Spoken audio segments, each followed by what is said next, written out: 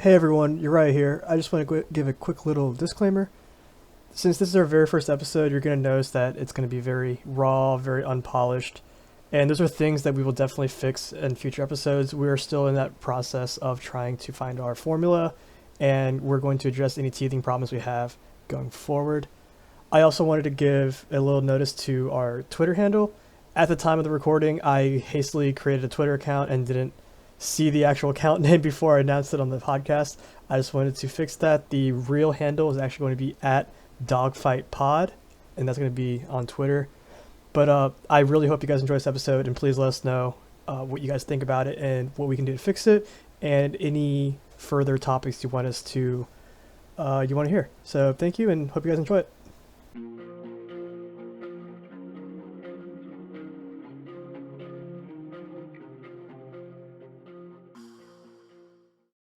All right, welcome to the first episode of Dogfight. Words are hard. My name is Yuri. This is a kind of discussion about all things sports related and combat sports. I am joined by my co-host Pavel. Thank you, thank you. Happy to be here. Happy to talk random bullshit about MMA and furry bullshit and other sports. I don't know. We're gonna make this up as we go along. We're trying our hardest.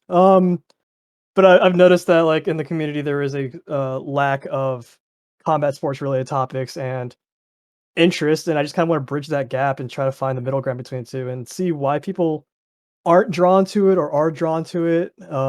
Just kind of start the conversation, try to make it accessible to everybody. Really, But sports in general too, not just combat sports. yeah, for Um, sure.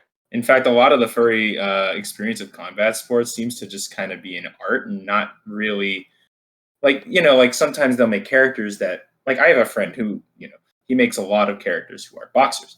However, he knows nothing about boxing or MMA. He has a MMA character as well, and he doesn't do anything with that either. And I'm like, why don't you, why don't you brush it up on that? You got me. I'm a giant nerd about it. So a lot of furries they seem to like the theme. It's not even just like they avoid it completely. They just don't watch the sport. So And we'll definitely touch on that a little bit later. But what's your background in terms of like combat sports and actually like being a fan of it and getting your interest in there? Like what started it? does hockey count as combat sport? I don't think so.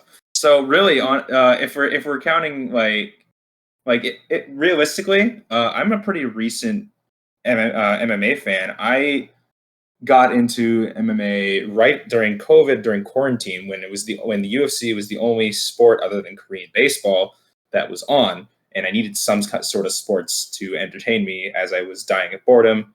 Um, because I'm a big sports fan. So I started watching. I think I started watching with UFC 249 or um, Overeem versus Harris, whichever one was first. Back. So this is May 2020, and so I've watched most cards since then. At least for UFC, I watched like one Bellator card. I gave it a go, but I don't know. I can't keep up. I can barely keep up with one promotion. So that's my general background. Okay, okay. So I mean, yeah, like I said, you're pretty recent. I mean, I'd say this is actually a good time to get in on it. There's a lot of good prospects and a lot of good up and comers coming out. I mean, like as I used to hate watching the undercard. I mean, not hate, but like I used to just like, all right, cool. It's like the opening act to a concert. It's like, yeah, it's cool. It's entertainment, but like you don't expect much, and then like sometimes you'll get like these bangers of a show, or in this case, like some of the undercards right now are really producing. Absolutely, and like really, that's how I got into the sport as much as I did because I watched not only every event, I watched not knowing the difference. I watched the undercard of every event as well. So as people will learn on this show very quickly, I am the resident nerd about every random undercard fighter that you've never heard of in your life. In fact, I know more about them than the actual famous fighters. I think just because I've seen more fights with randoms in it than the fights with all of these highly touted, well-known fighters. So I would defer to you on the fighters people actually care about, but that's Yeah, why I tend to specialize in going through the prelims, being like, "Yo, that's going to be a banger fight."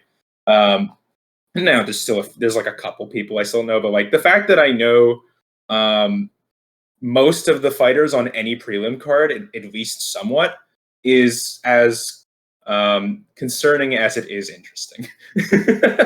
Oh, for sure. And like on the inverse of that, I am the resident. I know a lot of like the old heads in the game, a lot of the quote unquote big names, if you will. Not like I'm a casual or anything. I've been watching for so long. I think one of my first fights I ever watched was one of the Tito Ortiz Liddell fights.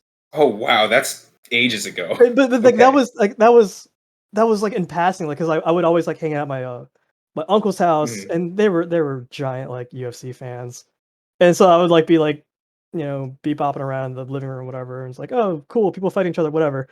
But then like I would constantly go over there and hang out with them, and then I would just constantly watch these fights with them and more and more. And it for some reason it grabbed my interest more than like baseball or football. Not to say I don't like the sports, but It it I couldn't tell you why I like this sport. It's something about it used to be about, like, the brutality, and it's like, "Oh, big man punch, big man, this cool," but then, like, as I grew older, I'm like, "Oh, this is actually kind of, like, really technical," and yeah, you do have big meatheads throwing ham hocks at each other, especially the heavyweight Nothing division, wrong but, with that like, once in a while.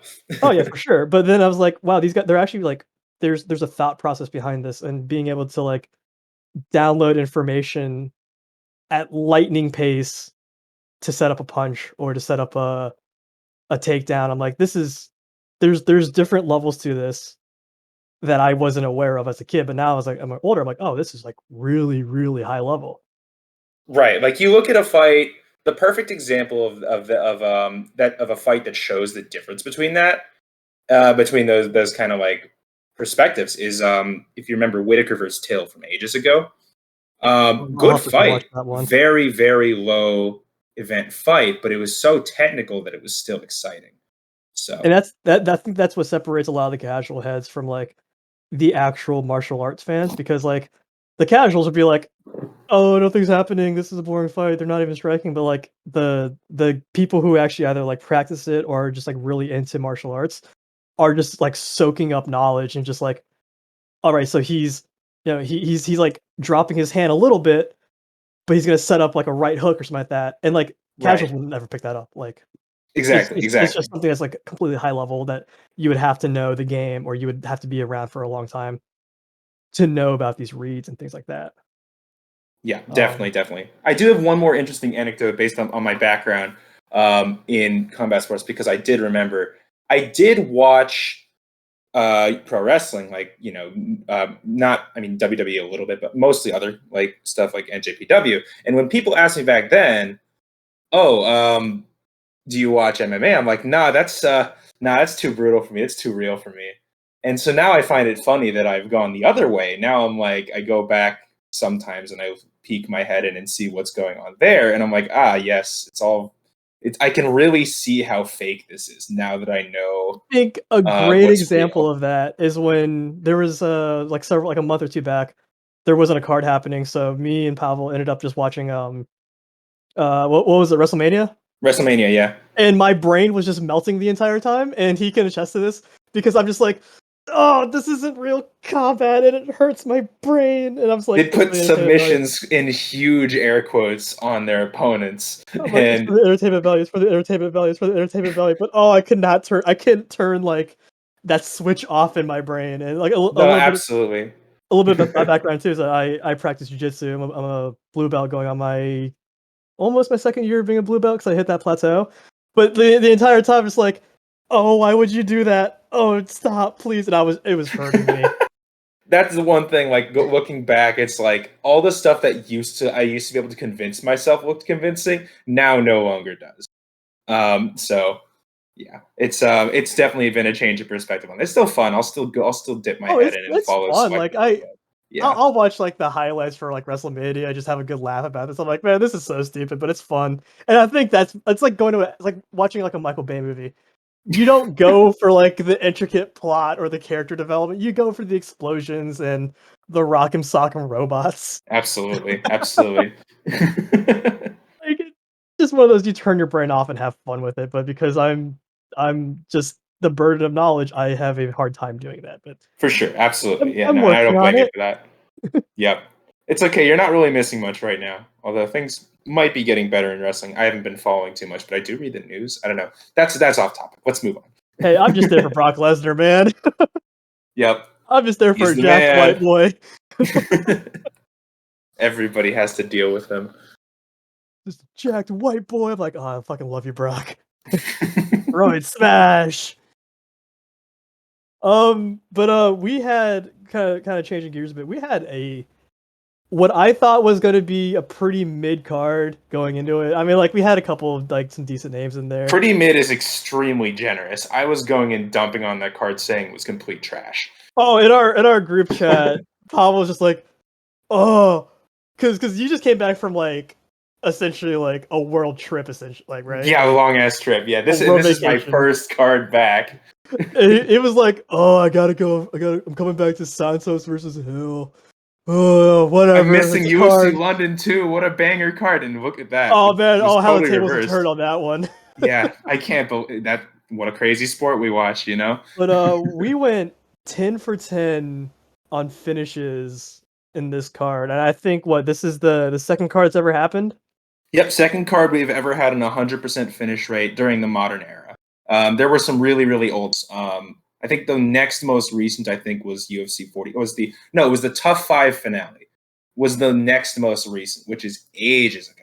Oh God, So, yeah, Jesus Christ, because yeah. But 2014 was still the last. That was Bisping versus Rockhold. That was still a long time ago. But yeah, Tough 5 was the last one before that. wait, that had to have been Bisping Rockhold 1, right? Yeah. Must be. Because there's no way, because UFC 199 was Rockhold 2. And that was an okay card. I mean, they definitely saved it, but yeah, going 10 for 10 on finishes, even if it is a fight night, I mean, even if there was some fuckery involved, oh which we'll God, get to that. yeah, that was But yeah, hot tea in the UFC mixed martial arts yeah. world. I guess we should talk about that because everything else was pretty straightforward. But we had that opener, Stephanie Egger versus Mara Bueno Silva, and I read earlier, Egger is gonna go and try and dispute the outcome. She's still not admitting it. I mean, I guess we'll never really know. None of us were one of the 3 judges who would have had a view of it. Apparently, 3 judges said that they saw it. I was rewatching it, or I saw a clip on, I think it was like Reddit or Twitter or something. And there is like there's a small movement on her left hand. I mean, that could be her fighting for position. But I mean, there's also a ref, or not a ref, a judge sitting right there who has way better view. I think they even said that in the broadcast. Like, yeah, you see him on the replay. He's staring right. He's literally like craning his neck like over and getting a good look. Obviously, a way better look than we have from the camera angles. But I'm willing to bet. I'm willing to bet that she tapped. I think and obviously, she tapped as well. being a fighter, you're gonna say you didn't tap. Like that's not surprising. For sure. But like it sucks because that was a fighter taking advantage of the opponent being, a good sportsman or good sportswoman in this case, by letting the sub go early after filling the tap. That's common courtesy. And having this happen is going. I saw somebody mention. I really agree. Is that this is going to stop fighters from doing. It's like how there's the precedent of you keep hitting them till the ref pulls you off, even if they're already out. And so that leads to some really, really awful stoppages. If that happens with submissions, that could lead to people getting hurt. It's like a really, really shiesty way of kind of gaming the game. And it's not surprising that fighters would do that. I mean, fighters have been known to do way more devious things, but like it also discredits Mara Silva, like, or Mara Silva, like. No, you were right the first time. I was wrong. If she did tap, and she's gonna dispute it, like, and both of them know, like, it really discredits almost her skill, which is it's appalling. It's annoying. It sucks, and she was really broken up over it afterward. Like that was supposed to be a happy moment, and it turned into this, kind of like Because then all the uncertainties and the Mhm. doubts start probably flooding their brain, and like fighters, they they don't have the most like they don't have the best psyche, and that could be a generalization, but Some like, don't. Some don't. but when you're an up and comer undercard fighter, you every action you make, you're hedging on it, like, Absolutely. and for someone to be like, "Oh, I didn't tap," and then immediately go and try and turn it, like, you just discredited all of her skill, Hmm. and that's hard to bounce back from. Yeah, it sucks. It sucks. And like, I think, I mean, I hope it doesn't set the precedent that people are going to hold subs till they either feel something break or the ref comes in. But like, I don't know. I do worry that that could be a result of this, and that if it does, that's a really shitty thing. I mean, at the Um, same time, we could have a Tim Silva, Frank Mir situation where his arm gets an arm gets well, broken. true, true, true. The one stoppage Herb Dean was came in at the right time on. Oh, moving on. I The mean, fight is over. The fight is over. His arm is broken. oh shit, runs over to him. Yep. Um, moving on. We had what, Corey McKenna, Miranda Granger. Um, Corey McKenna was McKenna really impressive. McKenna was great. Was Yeah. super. I going go the first round was a little slow. I think that obviously there's a little bit of some feeling out, some warm up time for McKenna. Hmm. I'll have to rewatch it again. Yeah, 'Cause I think it was just it was McKenna. McKenna, she said in the interview afterward, she has the shortest reach in the UFC, and it showed because Miranda Granger was way longer. So she just had to kind of figure out how to get in on her for takedowns. But once she got in, wow, she really just I dissected I Granger. can't And think Granger's of not a very good, but still. I can't think of a better camp for a small stature fighter to be in than Team Alpha Male. I have my opinions on Uriah Faber and Alpha Male. Gee, I wonder, Yuri, what those opinions may be. I actually don't like him as much, to be honest. I know, I know. I just find it funny Um, you took his name but and you still but don't like him. yeah, that's yeah. Side note: a lot of people think that I'm a big Uriah Faber fan because my name is Uriah. I chose that name because it's a really unique name and it does tie to MMA. But I can't stand Uriah Faber. He's a great coach. He is just an annoying person. But I mean, that's but Team Alpha Male as in a nutshell. Is that's Alpha Male in a whole. I mean, you can't name your team Alpha Male without like having that precedent of being California's SoCal meatheads. yeah, exactly. But I can't think of a better camp for a small stature fighter to be in than Faber's camp. He's Absolutely, yeah, he's obviously a small dude, and he has great takedown. yeah. His And they've been takedown is they've been really churning good. out good short fighters for a long time. That's Oh, like for what they sure. specialize in. So, So and y- it definitely shows that that they're a takedown heavy wrestle camp. That specializes, but happens to have kind of the smaller end fighters on their roster. I mean, or in the stable. But mhm, Cora McKenna, man, I think she needs to polish up a lot of things. There's some holes. sure. I mean, What she's what one of the what youngest fighters in the entire company. Yeah, and when you're a young fighter like that, and is this like I don't know that much about her. Is this one of her first appearances? Like, I think she's had 2 or 3 appearances in the UFC. I think she won one by split decision, and she won another, I think by unanimous decision. Let's see if I was right.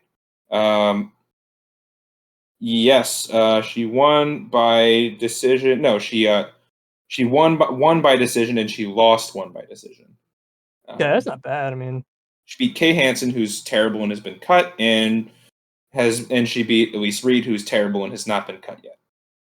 But this was a this. I mean, Granger's not much better, but she's better than those two. Actually, I'd say Hansen might be better. They're not great, but she's young. She's got time. She pulled off a fucking Von Flue choke, I was about to say, like, which is crazy. rarely do you ever see like the only person churning out Vlad flu chokes is what, OSP. OSP. I don't Yeah. think really anyone. I'm sure they have the I mean, capability to Jason do it. Von Flue. Oh Jason Von yeah, I Flue mean, but probably like in the current made a couple. roster, Right. like I don't think anyone. They probably possess the skill, but I don't think anyone's really trying to shoot for Von Flu. I think Alonzo Menafield got one. Um, but I think he's the only other one. I think. I'm sure there's some other. I have never tried one, nor do I really have like the drive to try them because I'm just not at that level. But it is a very high level technique. Yeah, Just getting the arm in or the underhook in that's hard to do. for And sure. like And you're choking them out with your shoulder. No, isn't that what you're doing? pretty Like much, yeah. that's tough. Like it would be one thing if like Islam or something did that because he's got that crazy top pressure. But like Corey McKenna is one of the smallest fighters on the roster, and so it's just really impressive that she of all people know. So anyway, Yeah, I mean, it's always nice to see kind of like a hail, not even Hail Mary, but like kind of a less known choke be thrown out. absolutely, yeah. Like when the Twister, when Zombie first pulled a Twister, everyone was losing their mind. Well, yeah, because literally no one had done that. And that, but now because of Bryce Mitchell, like the Twister's kind of becoming it's kind of becoming a household name, which I'm He fine with. straight up tries to set up twisters in every fight. It's so funny. I think that's him just kind of memeing his way into a Twister, and it works. Yeah, Like no, it works. I mean, he got met. Well, he didn't get Charles Rosa with it. He almost got Charles Rosa with it like 3 times though, and he got Matt Sales with it. Matt Sales is awful and has since been cut. right.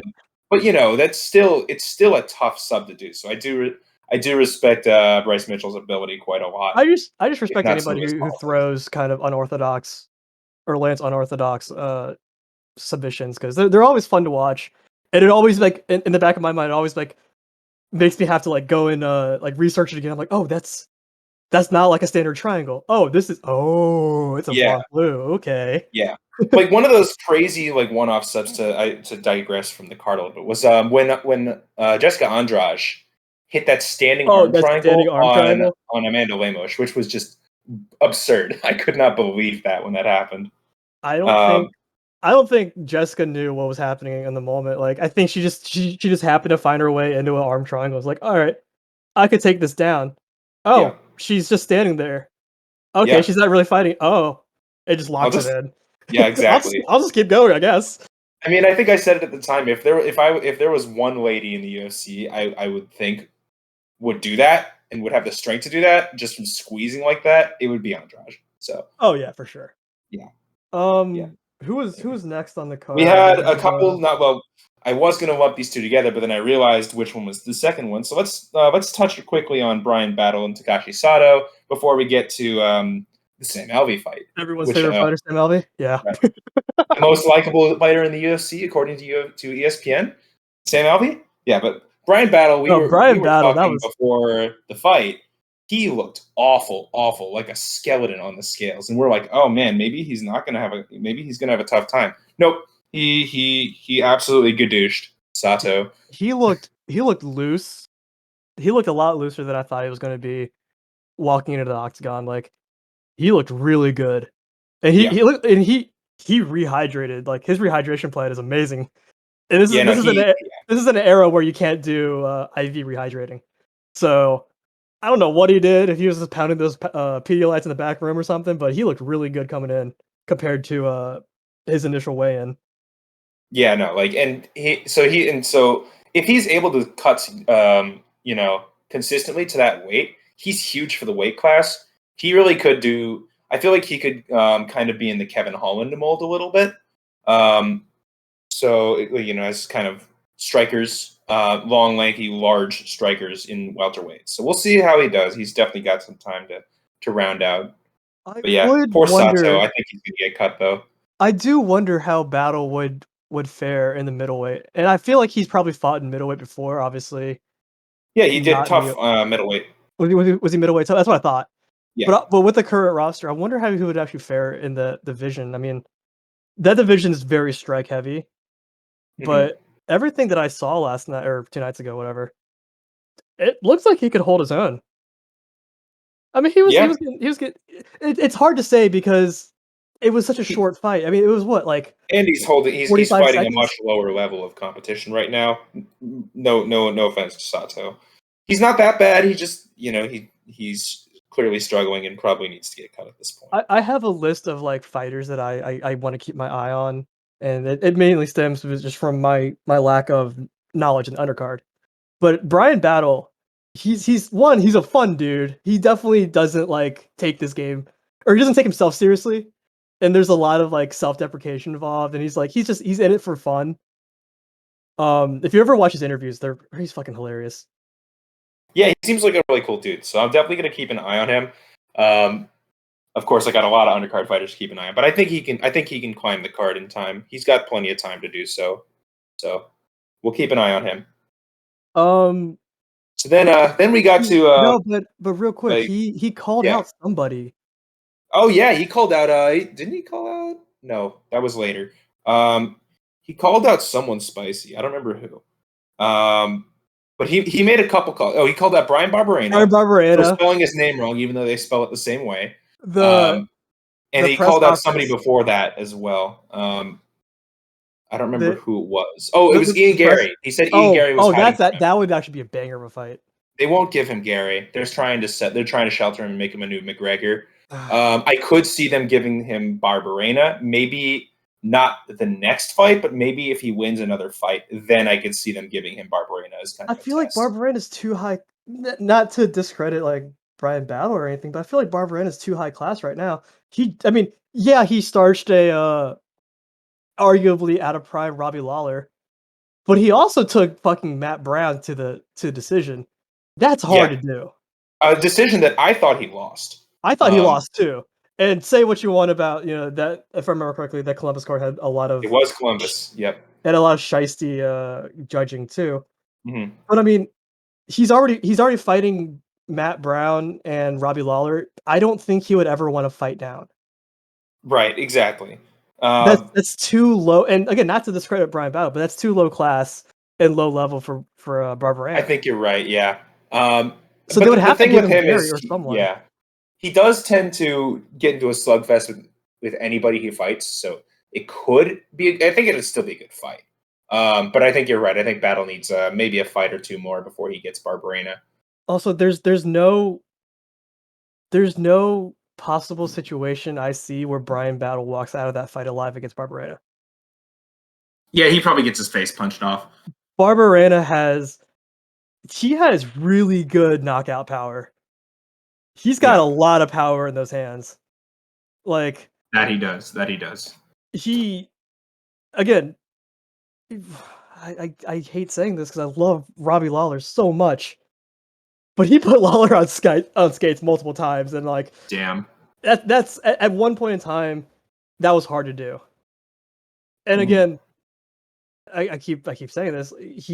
I think that Robbie Lawler is a little out of prime. But that's still hard to do. Like, I mean, we'll see.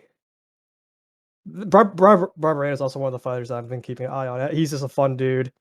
Yeah, and he's like he's such a nice dude as well. He comes into the octagon every time. He lets his kids paint his nails before every fight. Family man, has a farm. He's just a nice dude. He's fun. He's easy to root for. I see. Unlike Sam Alvey. Oh yeah, unlike Sam Alvey, which brings us to our next fight. Was it Michal Oleksiejczuk? I probably butchered that, but I think I got that about as close as I can, realistically. Better pronunciation than mine. You want to give it a go? Oleksiejczuk? Sure. Him. The other Polish fighter, as I call him, during our watch. Yeah.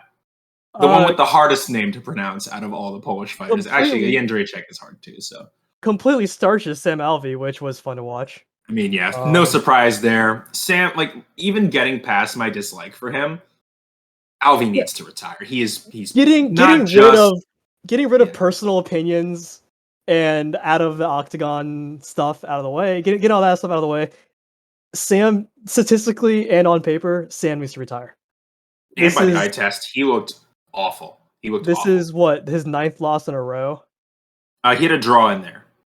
9th in a row winless. Yeah, that's... I think the draw was shoddy too, but I don't remember. And they're not even against, really good guys. Mm-hmm. I mean... it's rough. It's rough. Like he needs to for his he's not just delusional saying he wants to get try and get re-signed. He's past it. He's just going to get brain damage at this point. Although I did learn today actually. Did you know Sam Alvey has a win over Rashad Evans? I'm sorry, what?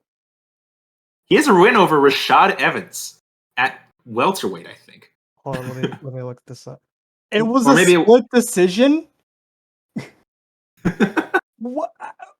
Okay. What was the year on that? 2017. That could. I mean, That's 2017. recent too. Wow. That is arguably kind of a out of prime. I think pretty inarguably. But I mean, that's still kind of. That's okay. kind of funny. It's sad. I just learned that, and I learned that today, and I'm like, I gotta mention this on the podcast. Mixed martial arts is made up, and you can't convince me otherwise. Sports fake, and you can't convince me MMA otherwise. math isn't real. Yeah. But I mean, going back to Sam, like the dude needs to. There has to be something that we're not seeing that's keeping him in. Oh, I know what it is. It's the anti-union talk. That's what's keeping him in. I think it has to go more than that.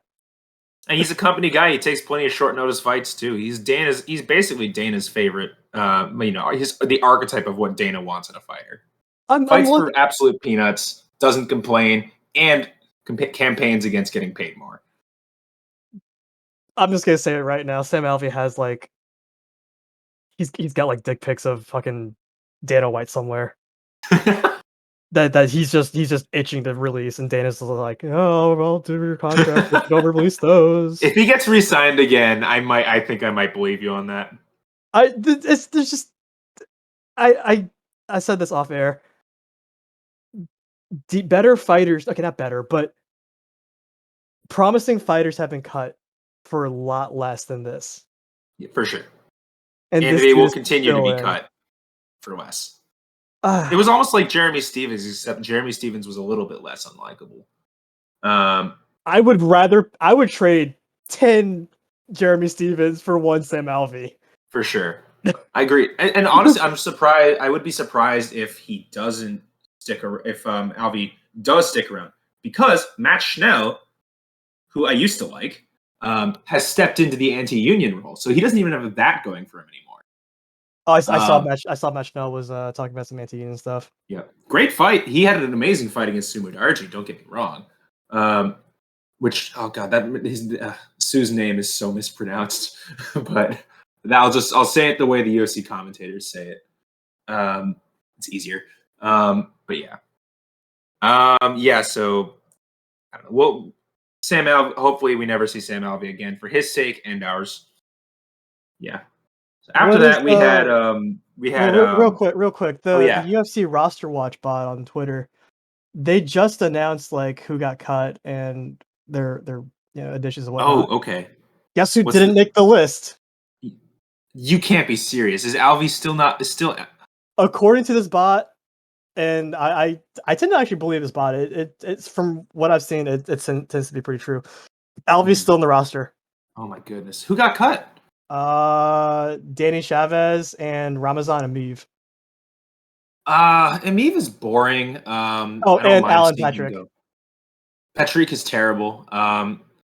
And Danny Chavez he's not that bad. I mean, he was on the lower end of the card. I don't know. I would have given him one more fight personally, but maybe he fought out his contract or something. Well, no matter who it is, Alvey's not on that list, and that makes me very angry. Yeah. Hopefully soon. So it's gonna move us along because we do have a few more fights to cover. We got Terrence T-Rex McKinney.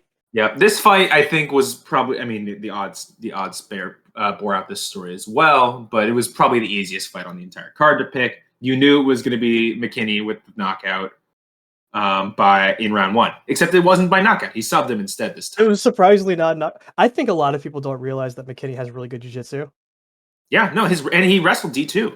Yeah. He really does he has a very, very well-rounded toolbox. I think he could crack the rankings in maybe a year. The thing with Terrence is that because his first fight was just this say what you want about Matt Favola. It was a really good knockout. It was Yeah. square on the button right there. But I think a lot of people saw that and instantly just put striker on his name. Yep. And then like he's known for his striking. Like even in his like LFA um appearances, he knocked people out. But his ground game is really good. Yeah. No, It's and I mean Eric Gonzalez isn't good. He's one of the worst people on the roster. I wouldn't say the worst, but he's not very good. Um, but still, like to really throw him around like McKinney did is impressive. Although I do find it funny now that I think about it. I think Jim Miller and T-Rex, I think they swapped their finishes by accident because Jim Miller's the sub guy and he KO'd him. And McKinney's was known as the striker and he subbed him. So that's kind of funny to me. MMA Yeah. truly be like that sometimes. It really do. It really do. So yeah. But yeah, always gonna tune in for more T-Rex. I mean, he hung with Dover. Like, I think he can I think he can once he polishes up some of those tools in his toolbox, I think he'll be one of the more well-rounded people, even in lightweight, which is really does set him up for big things later. So we'll see. He's definitely on my must-watch TV list. I don't have as large a list as you do, Yuri, but yeah, like he's definitely one of those fighters where if I see him on the card, I'm like, oh, I gotta see that. Who do you think Terrence fights next? Well, he called out Patty, didn't he? Oh, he He's did. not getting that fight. No. But I think he called out someone else too. I don't remember if he did though. They're not giving him Patty. I don't remember who else they called him out. I think if he did, it was a more reasonable call out, but I still don't know if he'll get that. I think if I just had to guess, there's just so many lightweights, and it's a Shark Tank. I think they give him one more low mid lightweight, like maybe is Nathaniel Wood a lightweight? No, he's a featherweight. He's a featherweight, if I remember correctly. I'm not saying he's low mid. That's a little unfair to Nathaniel Wood. Let me just see if anybody is on any of the neighboring cards who needs a fight around the same time. Regardless, Terrence always brings it. It's always a fun fight to watch him. For sure. To watch. I mean, he's just a fun dude. That's one of the fighters that I'm keeping my eye on because he's got talent and he's got a lot of promise behind him too. And they're not super hyping him up, which I thought they were gonna do with the Frivola knockout. I thought they were just gonna start blasting his name all over the place and kind of making him like I wouldn't say like a Jorge Masvidal type thing, but I mean, you do a 7-second. Maybe in the future. I think there were two things I think that went into that. There was one, it was I think the first fight of the night or second fight of the night on a long card. And two is I think he hurt his knee celebrating during that fight and he was out a while. He blew his ACL, didn't he? I think he did. And so that's why we never saw anything from him. I think had he not been injured, I think we could have gotten some hype, not Hamzat level hype, but I think we could have gotten some hype behind it. But I think he's very much capable of rebuilding that hype. So I'm excited to see what he does next. For sure. Oh man, you're not kidding. That was a long card. That was a pay-per-view card too. Yeah, exactly. That was 263. Yep, it was a long card. Oh wow, that's a lot of fighters. Yeah. Yeah, he's always fun. I see big things for him if he keeps going the way he's going, and just kind of not just improving. I mean, the only place he can go is up. For sure. Speaking of fighters who are improving and I think up on their way up the ranks, Sergey Spivak in the next fight. Sergey the Polar Bear Spivak. I love this dude. Look, Sakai's struggling, but he did have a rise up the ranks. But he showed high level ground game and takedown. And then just what did he? This is horrible on me for not doing my research correctly, and I should have watched. He just kind of punched him like 40 times, and Sakai kept doing just enough and moving just enough until eventually the ref was just like, "Okay, I've seen enough." But I mean, Spivak he's a fun dude. He definitely uses his size and kind of his advantage. And Sakai isn't a small dude. He's a big boy. He's a big boy. But I mean, his last fight was Hardy. Not saying much. Fighting Hardy, I feel like, is pretty easy. Grappling Hardy, especially. Grappling Hardy, yeah. I think mean, it says a lot that his only recent loss, he's won 5 of 6, and his only loss was to Tom Aspinall, who really just cut through him like butter. But that's less about Spivak and more about Aspinall being the real deal. Before that, he has wins over Olenek. Granted, Olenek's been in the sport since the dawn of time. He's a fossil. In more ways than one. Jared Vendera. Yeah, Vendera's bad. But I mean, look, I'm just saying, has anybody seen Jared Vendera and Josh Parisian in the same room? I don't think so. I think they're both terrible, and they both look the exact same to me. But going back to Spivak, he's a good dude. He's definitely has the skill to roll with the big boys, both figuratively and non-figuratively. Mm-hmm. I think his next fight, God, oof. It's hard to project his next fight because, he asked top 10, right? But see, my first thought was Romanov, but they're never going to have him fight Romanov because they're both Moldova. They're not going to have them match up, or they're not going to match up against each other. I hate that so much, and I know it's probably even beyond like contractual and matchmaking. I know that there's like this unwritten code of you don't fight dudes in your own country, especially kind of smaller countries like Moldova and Nigeria in terms of like, say, Kamaru, and God forbid Kamaru goes up a weight class. But I don't subscribe to that because, I mean, at the risk of sounding insensitive, you have Americans fighting Americans all the time. You have Brazilians fighting Brazilians.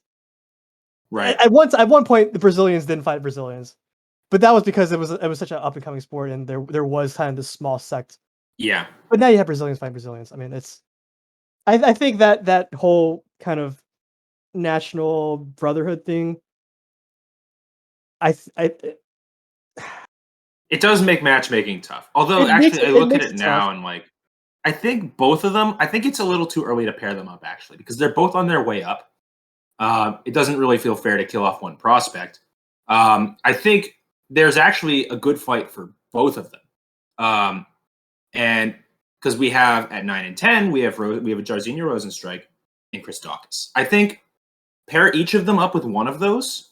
Didn't we say Daukaus would have been a good fight? Daukaus would be a good fight. Off air, we were watching the fight together. I think we said Daukaus would have been the most reasonable, just given the rankings or the move up into rankings. Right, and then maybe you give Romanov Rozenstruik because he's got a little bit more pedigree to him recently. Yeah, or he's got more hype behind him recently. Maybe not pedigree. I think Sergey's got the edge in pedigree based on the 5 of 6. Only lost to Aspinall. That's a really good record. But Romanov's undefeated, I think. So, they probably give him Rozenstruik. I think that's a good way up the rankings and a good test for each one because neither of those is I think Daukaus is a little better than Rozenstruik, even though Rozenstruik's really the higher ranked. I think Rozenstruik's definitely a better striker, but he never does anything anymore. He stands there like a statue and doesn't do anything. He is a very one-dimensional fighter. I think there's a definite divide. Or there's a definite jump in skill level going from Rozenstruik at 9 to Volkov at 8. So shout out to Volkov. Pavel shares his last name. Or Pavel. He's my character. Any chance I can hear Bruce Buffer say "Biggie Boy," I'll take it because I think it's hilarious. It is great. Excited to see what Sergey does. Excited to see what Romanov does. I think that'll be they're two of the best prospects in the division.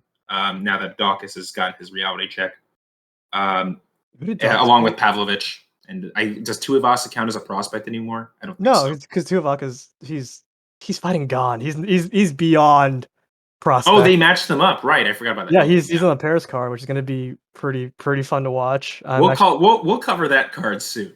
Oh, for sure. Yeah. But who did Daukaus fight last? Daukaus fought Lewis and got KO'd. I think he had a fight since then though. Was it Blades? It was Blades. It was Blades, and Blades beat him, right? And Blades just starched Blades KO'd him. Oh boy, that's rough. Yeah, Dawkins needs to fight down. So I think it's good. It's fair to give him Sergey. So we'll see. We'll see what happens. I guess like from there we had the tough fights. I don't really want to spend too much time on the tough fights because they're just low level. I honestly kind of checked out on the Miller Brogan fight. Same. From what I and that's did saying watch, a lot. I usually try and watch like every fight pretty closely because I'm the undercard guy. But it's clear they both were. I feel like there's undercard and then there's tough. Yeah, I agree. I agree. Tough is. It's like it's undercard and then contender and then tough. I would say. I feel like I would have been more invested in this if I had watched the tough season. But I also just couldn't be bothered. Yeah, that's I think I've seen it said and I agree that now that we have Dana White's Contender Series, tough is a little obsolete. All the best fighters go through Contender now because it's one shot and you're into the UFC if you impress. Tough, you are literally fighting for your chance. Yeah, like exactly. Like you have one shot to make it, and tough is all this other noise. You have all this time to develop and whatnot, and you're being coached by You're being coached by like say in this case like Pena and Nunez, like you're being coached by vets, but in Contender you're still, if I remember correctly, you're still in your little camp. Yeah, and that could be like some no-name camp you have down the street or whatever, and you somehow. Or you could be some like sixth rate, low priority, like member of one of these big gyms who never gets the time of day from the actual right, or you're a journeyman on the regional who's been in there forever. Exactly. Yeah, so there's a lot more stakes. I think Contender is mostly more finished products, aiming for their shot. Tough is a lot of very raw prospects. So like Juliana Miller wasn't that bad. Brogan Walker was terrible, but she didn't get a contract, so we'll talk about her. Like she wasn't good, but she beat the fighter in front of her. I think, and she's 4-1. That's that's a baby by MMA standards. I think she could improve, but until she has a fight against an actual UFC level fighter, I don't have anything to say about her. Same thing with Muhammad Usman. I mean, I think that was a decent fight. But honestly, I thought Pauga was beating him pretty handily until Usman murdered him. I don't want to say Usman got lucky, and by saying that is completely discrediting all the work that Usman's probably gone through. And I know I'm reading up on him. He's had a journey. Yeah, but I think it's too early to tell about Usman. He does have power, and he's a big boy. Yeah. Dropping a heavyweight, I have no room to talk. I am a small person, but I feel like if I were in that position, dropping a heavyweight is no easy task. I did see actually, Pauga did 4 years of D1 football, and that is not good for your chin. So, God no. That probably might have contributed, but I'm not going to discredit his power. However, I have heard Usman was on PFL, and apparently he didn't look good there. If you're not able to hack it in PFL, in heavyweight PFL, that's a rough sign. I think that's surprising that he jumped from PFL over to the UFC. I think he had to stop in Bellator too. Interesting. Yeah, but yeah, don't quote me on that. But yeah, if like PFL heavyweight is like, who even is there? Who do they even have? Admittedly, I don't really watch. It's PFL, not even like Bellator. So. Bellator heavyweight has at least some like Corey Anderson, Ryan Bader, like some UFC guy, former UFC guys, and some decent prospect, like a couple decent fighters. PFL, I tried to watch PFL like last season, and I got like an idea of who was fighting. I cannot remember a single PFL heavyweight. Yeah, I don't keep track of PFL that much, but even like when it's mentioned, I'm just like, oh, maybe that's being a little harsh, but it doesn't have the draw for me to just be interested in it.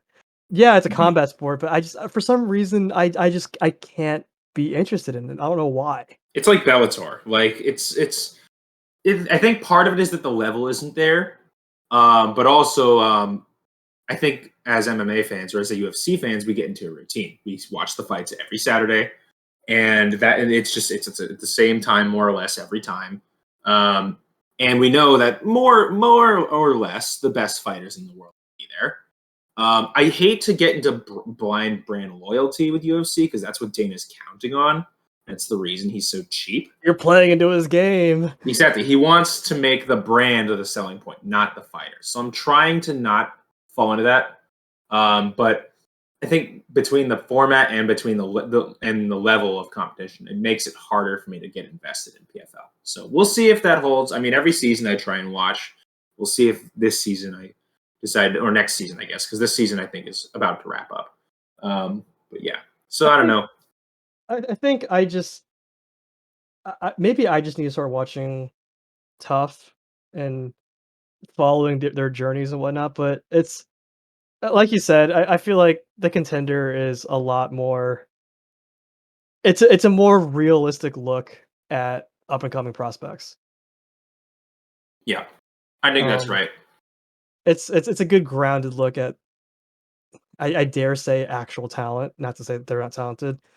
I think Tough is more about developing talent rather than. And it's also it's also just a soap opera, or not soap opera, a reality show too. I can't. Also a soap opera. You're not wrong. It's I basically can't get on soap board opera. with that. I don't. I hate reality TV as it is. Yeah. But moving on. I mean, we had Jeff Neal, Vicente Luque, and let me tell you, That fight was crazy. it hurt watching Luque get splayed out like that. It happens to every fighter. Every unbreakable chin finally gets cracked. It happens to tough. everybody. I just wish it wasn't Luque. Luque is such a likable dude. Yeah. Been in the UFC for a hot minute. I mean, his first fight was what? 2015. That's that's ages ago in the He's paid his dues. He's paid his dues. He's climbed the ranks a lot. This is rankings wise, this is a significant setback for him. He's had wins over Tyron. Granted, probably a past prime or not good Tyron Woodley, but still Tyron Woodley. Right. Jalen Turner. I mean, I'm just naming off some fights that he's won. Jalen Turner. I mean, Michael Chiesa. Didn't he beat Bilal, or did Bilal beat him? He beat Bilal once back in 16, and then Bilal beat him. Okay. Most as of recent. I don't know why I'm guessing. I can just pull up his record. He beat Chiesa. He beat Woodley. He beat Randy Brown, who's pretty good. He beat Nico Price, who's pretty good. Maybe not pretty good, but exciting. Beat Mike. He cracked Mike Perry's chin. It's pretty hard to do. Saying a lot. That's saying a lot. That's pretty hard to do. That dude is. Beat Barberena. Beat Jalen Turner. That's good. These are good fighters. These are really good fighters. He's had a lot of wars, but I think that's the problem, is that he's had a lot of wars. Yeah, exactly. I think like every chin breaks down eventually. I'm not calling for his retirement. I think that's disrespectful. No, yeah, he's definitely got more left in the tank. But it just hurts to watch him get splayed out. I mean, but granted, Jeff Neal looked really good. Jeff Neal looked night and day from the last time we saw him fight. He looked like a shell of himself against Wonder Boy. Wonder Boy schooled him. And this is not prime Wonder Boy, as much as I hate to say it. I mean, so he's had a pretty good record. I mean, he beat Ponzinibbio. Right. But then he lost to Neil Magny, who's usually the gatekeeper for this part of the rankings. Yeah. And I thought that's it. You know? He's going to be kind of 11 to 15, up and coming, but never really coming, fighter. But, he really showed an evolution in this fight. And now I'm excited to see where he goes. He's number 6. It's a huge jump in the rankings. It really puts him up in not in the title conversation, but, kind of in the Bilal spot. I mean, who's 5? Is Bilal. Is Bilal really 5? Yep. So I guess the next logical fight would probably be. No, Bilal's got Brady coming up. Oh God! So I guess whoever wins that. But that's in October. I think Neil's going to be waiting a little while. Yeah. But I think maybe winner of Brady Muhammad for He has to Neil. wait for the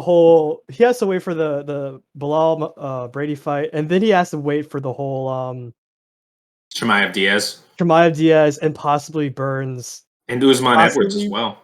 Possibly Burns Masvidal. I know his name was getting thrown out there. Right, true. So he's gonna be sitting a while. So there's that's also Colby Covington, but he's not going to be fighting for something. We're gonna save that. We're gonna save a whole Colby. I can. We'll talk about Colby in another episode. we'll talk about him later. He's not relevant right now.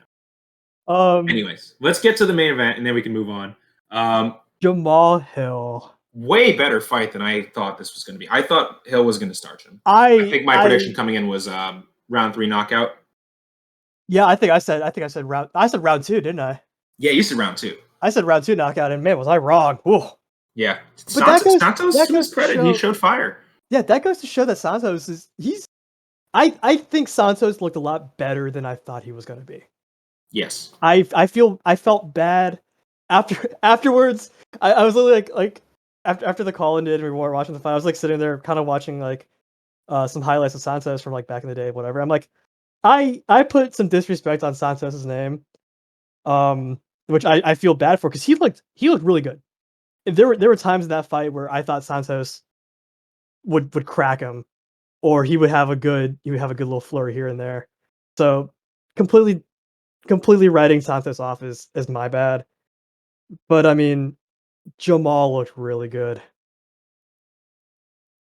Sorry, my computer just died, I guess, even though it's on the charger. Oh my gosh. How the hell that happened. Am I in the recording again? I think. Yeah, you're still in. Okay.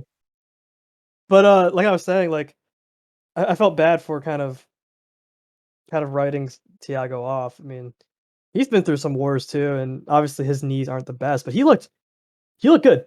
You know, no, he did. And he wrestled, which one of the knocks against him was that he was more of a striker. Excuse me, he was more of a striker than a wrestler. But no, he came out. He struck with him. He wrestled with him. And honestly, he looked like the better fighter for a good portion. I had him up 2-1 going into the fourth.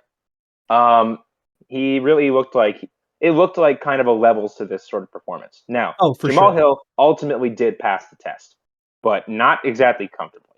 So I think he's going to struggle, unless this will show him what to work on. Certainly the cardio. The cardio game definitely needs to be worked on. It looked like he was about to just pass out when the fight was called. He was just like laying there. I'm like, that's a hole that we need to fill in, I think. Yeah, definitely. And so, looking forward for him, I think this brings him up to number 6 probably.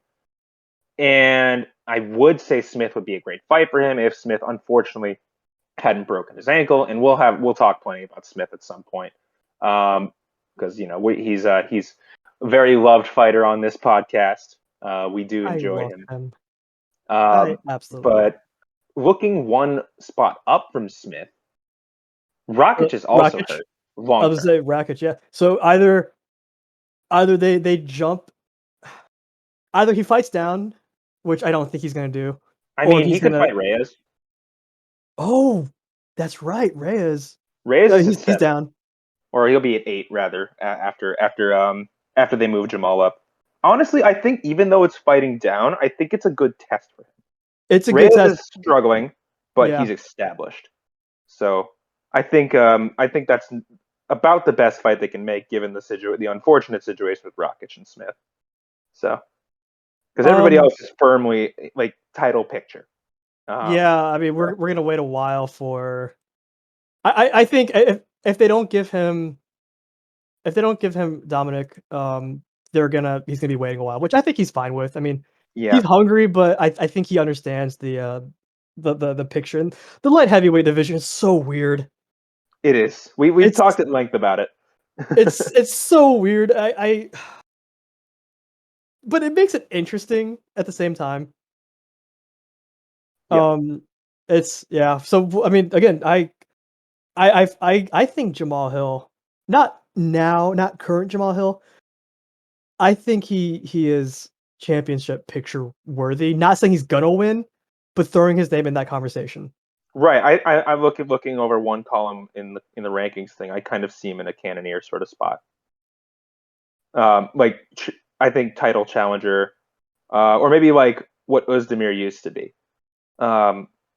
So not that Özdemir's not that bad. He had a nice win the other week, but that's, that was a while ago. I think he can definitely contend. At what point would Jamahal have to fight Özdemir? Would that have to be whoever? No. I'm saying Özdemir was the title challenger at one point. Gotcha. Okay. I mean, he could fight Özdemir instead of Reyes. That's another possible fight. I would Özdemir won. actually like that. He should probably fight up.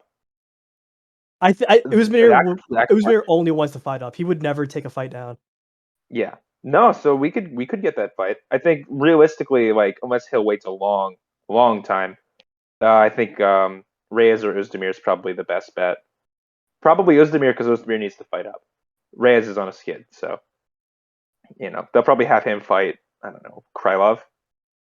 So, the light heavyweight picture is just very, very, very skewed. The meme from Always Sunny in Philadelphia where Charlie has like all the pins and the yarn and like the board, he's like going crazy. That's pretty much every time I start thinking about the light heavyweight picture. I'm just like, it makes no sense, but it does. I mean, that's the UFC in a lot of divisions, really. But yeah. Oh man. But again, like this card I think delivered more than we gave it credit. Oh, 100%. I could not believe how much this card delivered. So, credit where it's due. They proved me wrong. I guess that goes to show that like even though it's a fight night, always have that. It's fine having an expectation that it's going to be not obviously a barn burner because again it's a fight night, but like just kind of keeping the expectation there just a little bit that hey, this could be a banger. That's why I tune in every fight night. Especially like I end up enjoying them more than the especially when it's in the Apex. My brain is like okay, all right, it's an Apex fight, whatever. But I mean, hey, this thoroughly impressed me. I was very happy with it. It was a good fight. Mm-hmm. Yeah, and like we'll have some decent ones coming up. We got Vera Cruz next week, which we'll touch on in a little bit. But yeah, this is why we watch. This is why we watch every week. Yeah, I mean, I literally have nothing going on my Saturday nights, so being able to watch with friends is pretty awesome. I think that just kind of comes with the territory. Like if you've been a UFC fan for a while, your Saturday nights kind of just naturally empty themselves out.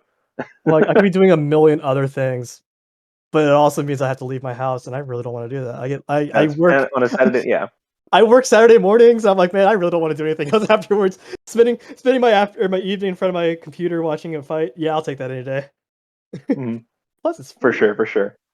I mean, I'm totally paying for those spots. I don't know what you're talking about. I totally pay for that. Yeah, we're watching on ESPN Plus. Totally, course, yep. Speaking of of just like watching fights and just kind of like our predictions, like I came across an article and I put in the kind of the production notes of John Jones like put a screen grab or like a Instagram story out and it could have just been a bad angle, but he's looking really rough going into this weight gain for heavyweight. I mean, I know he really wants to get that heavyweight, those heavyweight fights in his under his belt, but I mean, like, is that the best way to do it? I don't know. I mean, like, I think he'll, if he does it successfully, I think the logic is there for why he would do it. I think if he's able to gain the weight, the muscle, like as muscle, like this, I think he will be more competitive at heavyweight. But at some point, it's just kind of like, man, why are you doing this? Just stay at light heavyweight. It's not even like light heavyweight is that good right now. Like, no disrespect to Yuri and Glover. But look, and as a disclaimer, I have never seen John Jones fight, and I don't think I ever will see John Jones fight. I'm of the opinion he never fights again. Really? I think it's all grandstanding. I think he's just gonna flap his gums, and maybe he fights once. Maybe they give him like Stipe, and Stipe beats him. I don't see him. Well, I think they're already giving him Stipe. I don't think there's any question about it. I think Stipe beats him. I hope, or at least I hope he beats him. But at this point, I'm just so tired of John Jones. Look, speaking as somebody who's a new MMA fan, I've only had to deal with John Jones' nonsense for 2 years, and I already cannot stand this man. And Man, how you think I feel? yeah, no, exactly. Like, and I've it's had to funny because deal with this. I've had to deal with him for the last 6 years. right. And I gotta say, and it's funny because before I got into UFC, I used to watch the highlights sometimes, and then I watched a really, really great documentary done by John Boyce, also by Felix Biederman, but I usually give John Boyce the credit because I love him, called Fighting in the Age of Loneliness, which spotlighted Jones. And I was like, oh, John Jones must be a pretty cool guy. He's a really great fighter. And then he was beefing with Daniel Cormier, so I'm like, oh, Daniel Cormier must be some douche. That's quite the opposite. Yeah, I could not have been more wrong. And now I've set myself up. I on did that. like how I did to kind of touching on John Jones' history. I like that as much as I hate John Jones, he's the perfect villain. Is that the hallmark to a great villain is exposing the hero. And his beef with DC, I think that exposed DC. It showed a side of DC that no one's ever seen, which is this.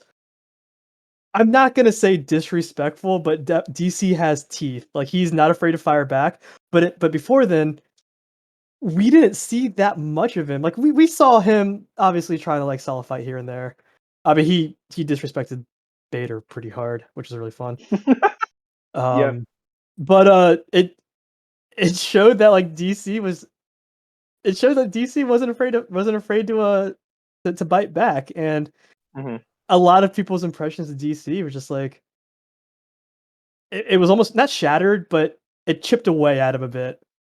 Yeah. And it definitely it you could tell that John was definitely getting in his brain and getting into his head, and it Yeah. worked.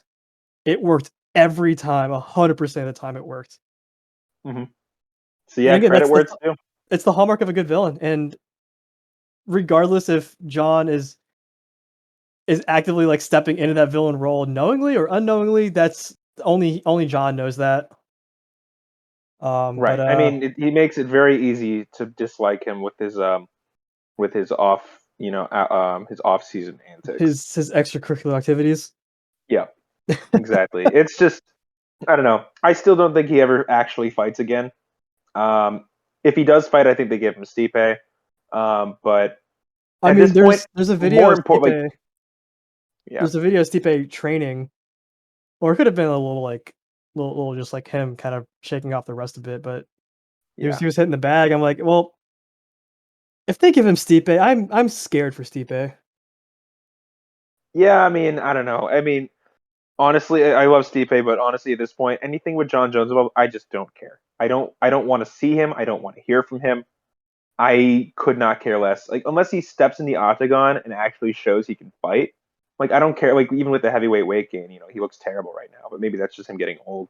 Um, until he actually gets in a ring, I Yeah, I don't care what he does it's anymore. one of those. It's too early to tell, and we'll only know when he starts fighting again if he fights. Exactly. Yep. So we'll see. He could be washed. He could be a totally reinvented fighter and win a championship. Who knows? How old is he right now? Like 34, 35? Something like that. Yeah, he's in his mid-30s. So baby heavyweight age. So, he's got time. But, I think anyway. just Yeah. packing on that mass. He wasn't ever a big guy. He's very gangly, very lanky, but not to say like he wasn't built, but just like going from a 205 up to heavyweight, that takes a lot of toll on the body. Even if you're bulking correctly, that takes a lot of toll on you. Yeah, for sure. But yeah, again, hey, Plus, we'll there's see. always, like he can't do it with steroids this time. So, Well, so they said well, last maybe time. he can. Who knows? Man, it's this sport crazy. Mm-hmm. Moving Or like sports on. in general are crazy though, honestly. Like I think like I don't know. Every sport there's always some nonsense going on. If you look hard enough for it. But that's sports, there's always something unpredictable happening. Um Like a star and like a star yeah. player getting traded. Yeah, I'm not I wasn't gonna needle you I'm on not that. bitter But at that. I'm not bitter at this at all. It's I moving topics. I have a bone to pick with whoever's managing and running the Nationals. yeah, to You pivot have to other sports for a sec. They have shot themselves in the foot repeatedly and then pulled the surprise Pikachu face every time. It's you you Oh, won did the I World do Series. that? You won the World Series. All right, cool. Let's keep that train going. Let's trim the fat a bit in other areas and get these players their money and their contracts. But oh my god, you have ruined this. I used to be a Nationals fan. I sort of am still. It's hard to tell, but Yep. You it's support them. really You it's don't really follow hard to them. be a Nationals fan when 2 years ago you managed to trim Max Scherzer, Anthony Rendon, and Trey Turner, the three guys who Not to helped. mention Juan Soto. Well, that's coming later. But Oh yeah, right. the three guys that helped bring your team to the playoffs and to the World Series in spectacular fashion. And you don't. If I was granted, I don't know that much about baseball management. I will put that out there right now. But I would bend over backwards to keep these guys at a comfortable position, to at least keep it for several seasons or more going. So at least we have that promise of possibly getting back in the playoff picture. Yeah. Because I mean, the well, they Nationals, kind of learned with the Soto thing. They did offer the money. He just, by that point, it was too late. it was too late because he saw the writing on the walls. It was just like, dude, this team is absolute dog shit. And I wouldn't stick around. Yep. You can offer me trillions of dollars, and I'd be like, I would rather go to a team who is going to pay me a little less, but actually has like promise. Right. Exactly. It's And like, yeah. Machado, Tatis Jr., they're gonna run that squad. It's the Padres were already exciting before that. Even I know that, and I haven't followed baseball in a while either. So this will just make them even more so.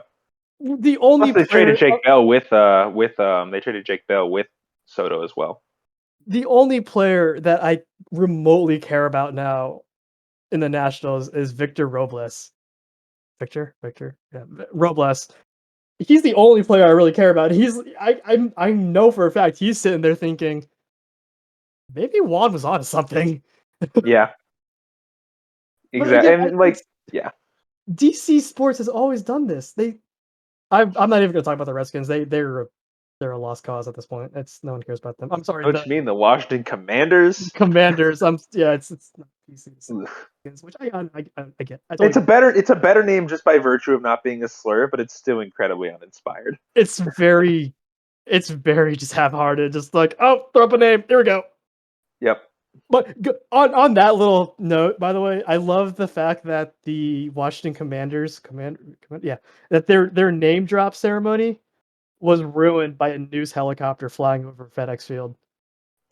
I don't know if you know the Nice. story, but like a news helicopter is doing a traffic report in DC, and they flew over the stadium, and like the cameraman kind of panned over the stadium. It's like, oh hey, here's FedEx. Wait, why does it say Commanders on it? Oh Like my gosh. that's the most DC thing ever, and you can't convince Oh me my otherwise. gosh. How in the world did you let DC that Sports happen? it's a raging dumpster fire, and unfortunately, because I live in that area, I have to deal with it. Yeah. Yeah. I mean, you were dealing with the traffic earlier. Oh God. Not even try. It's okay. I'll be back in the DC area soon, or the generously DC area I work soon. 10 minutes away from my apartment. 10 minutes, and it took me 25 minutes to get home. Oh I'm just gonna boy. let you do that math and know that it Oh doesn't boy. add up. Yeah. I hate It'd construction. be like that. Anywho, I don't enough know. of The me. thing with yeah. Sorry, go ahead. No, yeah, no. Just to parallel to one more quick note before we move on. The situation with Soto really reminds me, and I'm going to bring it back a little bit here, show my age a little bit, with of Linsanity, because I'm from New York, so a lot of my sports opinions are through a New York lens, I suppose. But back then, back in the day, Linsanity took the city by storm. Then Jeremy Lin came out of nowhere, became the superstar for the New York Knicks. It was really I mean, awesome. I'm part Asian, so it was really nice to see an he put Asian that city on superstar. his back. He did. And they were on top of the world. They made the playoffs the first time. I think they even won a round. And hope for a Knicks fan is in very short supply, constantly. And so the city believed, and we lost. But like, okay, it's fine. That's the start of something. We found our point guard of the future, and then they let him walk for nothing in free agency. And that was it. And the Knicks were bad again after that. Like,